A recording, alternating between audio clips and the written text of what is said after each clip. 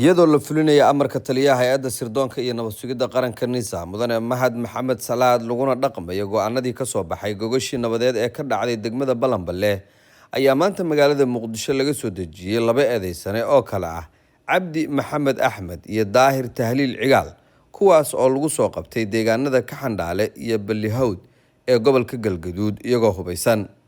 Howlgalkan ayaa daba socda go'aanadii uu taliyaha NISA ka soo saaray socdaaladii uu ku tagay degmooyinka iyo deegaanada ka tirsan gobolka Galgaduud halkaas oo maamulka odayaasha dhaqanka iyo bulshada deegaanada hoos yimaada degmooyinka Gurceel iyo Balanballe ay isla garteen in tallaabo adag oo waafaqsan sharciga laga qaado cid kasta oo hub sharci darro ah ku dhex qaadata bulshada ama ku lug leh falalka amni darrada iyo horinta colaadaha.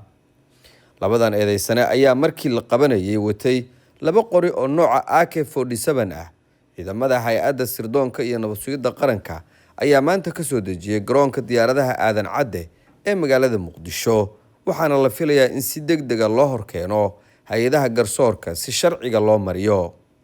Howlgalkan ayaa qayb ka ah dadaalada hay'adaha sirdoonka iyo nabad sugidda qaranka ku xoojinayso sugidda amniga, xasilinta deegaanada, ka hortagga hubka sharci darrada ah iyo xakamaynta colaadaha beelaha iyadoo ujeedadu tahay adkeynta nabadda, wada noolaanshaha iyo kala dambeynta bulshada.